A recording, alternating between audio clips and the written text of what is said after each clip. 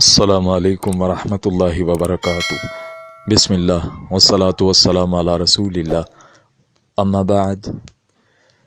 سوال پوچھا گیا ہے کہ 12 ربیع الاول کو بعض لوگ نبی کریم صلی اللہ علیہ وسلم کی پیدائش کا دن قرار دیتے ہیں، بعض اس کو وفات کا دن مانتے ہیں، اور اس دن کو عید کہنا اور جشن منانا، گلیاں بازار وغیرہ سجانا، اس کی شرعی حیثیت کیا ہے اور ہمیں یہ دن کس طرح گزارنا چاہیے۔ ماہ ربیع الاول، بالخصوص 12 ربیع الاول، ہمارے ہاں اکثر و بیشتر مسلمان اس حوالے سے کنفیوژن کا شکار ہیں، اور حقیقی بات یہ ہے کہ لوگ عقیدت اور محبت میں اس قدر حد سے تجاوز کر جاتے ہیں کہ وہ حق اور باطل کی تمیز بھول جاتے ہیں۔ دیکھیں، نبی کریم صلی اللہ علیہ وسلم سے محبت ہمارے ایمان کا حصہ ہے، اور کوئی شخص اس وقت تک کامل مومن نہیں ہو سکتا جب تک وہ نبی کریم صلی اللہ علیہ وسلم سے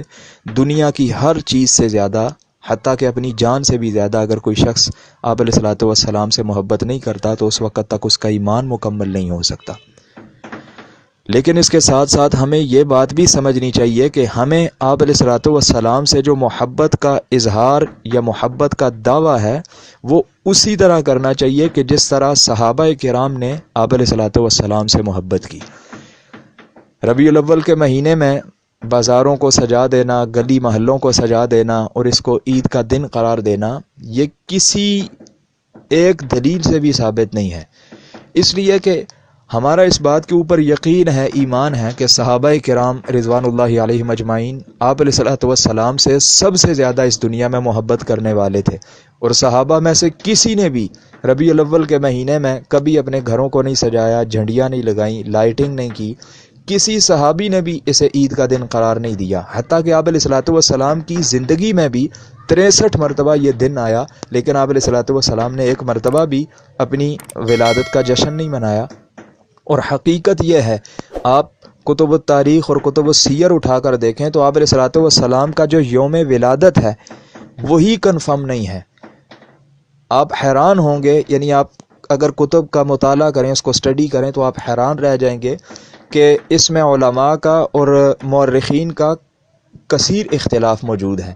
بعض 7 ربیع الاول کو آپ علیہ الصلوۃ والسلام کا یوم پیدائش قرار دیتے ہیں، بعض 8 ربیع الاول کو، بعض 9 ربیع الاول کو، بعض 10 کو، بعض 12 کو، حتیٰ کہ شیخ عبد القادر جیلانی رحمہ اللہ نے کہا کہ نبی کریم صلی اللہ علیہ وسلم جو ہیں وہ 10 محرم کو پیدا ہوئے۔ اب آپ اندازہ کریں کہ علماء کا اس قدر اختلاف ہے کہ آپ علیہ الصلوۃ والسلام کا جو یوم ولادت تھا وہ کنفرم نہیں ہے، اس لیے کہ جب آپ علیہ الصلوۃ والسلام کی پیدائش ہوئی تو اس وقت مورخین موجود نہیں تھے، کسی کو نہیں پتا تھا کہ یہ اللہ کے نبی بنیں گے یا اللہ کے رسول یہ دنیا میں مبعوث ہوئے ہیں، اور اس کی وجہ یہ ہے۔ اور زیادہ تر جو علماء کا موقف ہے، جو اتفاق ہے، وہ 9 ربیع الاول آپ علیہ الصلوۃ والسلام کی تاریخ پیدائش بنتی ہے، لیکن یہ چیز طے ہے،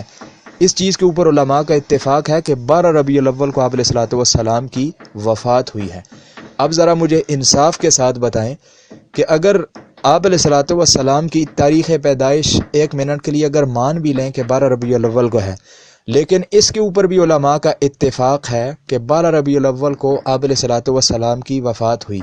آپ مجھے دل پر ہاتھ رکھ کر بتائیں کہ اگر آپ کا کوئی سگا رشتہ دار، آپ کا کوئی فیملی ممبر جس سے آپ بہت زیادہ محبت کرتے ہوں، اگر وہ اسی تاریخ کو فوت ہو اور اسی تاریخ کو وہ پیدا ہو اسی مہینے میں، تو آپ اس کی وفات والے دن جشن منائیں گے یا پھر یعنی اللہ رب العزت سے صبر مانگیں گے، یا آپ کے دل کی کیفیت کیا ہوگی؟ میں صرف یہی سوال آپ کے سامنے چھوڑنا چاہتا ہوں کہ ہمارا کوئی اپنا شخص جس کو ہم بہت زیادہ چاہتے ہوں، ہمارے دل میں اس کے لیے خاص مقام ہو، اسی دن وہ پیدا ہوا ہو اور اسی دن یعنی سال کے اسی مہینے میں اس کی وفات ہوئی ہو، تو کیا ہم اس کی وفات والے دن یا اس کی پیدائش کو سامنے رکھ کر کے ہم جشن منائیں گے، سالگرہ منائیں گے؟ تو خدا را اس چیز کو سوچیں، اللہ کے نبی صلی اللہ علیہ وسلم وہ ذات ہیں کہ جنہیں ہم ہمیں جن سے سب سے زیادہ محبت ہے دنیا میں، ہر ایک چیز سے ہماری محبتیں جو ہیں وہ آپ علیہ الصلوۃ والسلام سے زیادہ وابستہ ہیں۔ تو جب ہم اپنے کسی رشتہ دار کی وفات پر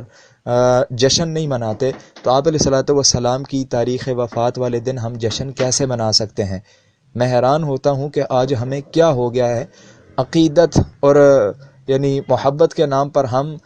ہر قسم کی حدوں کو پار کر جاتے ہیں اور دعویٰ یہ کرتے ہیں کہ ہم سے بڑا محب رسول کوئی ہے نہیں ہے۔ تو اللہ رب العزت سے ہمیشہ عافیت مانگنی چاہیے کہ ہم ایسی حدوں کو کراس کر جائیں کہ جو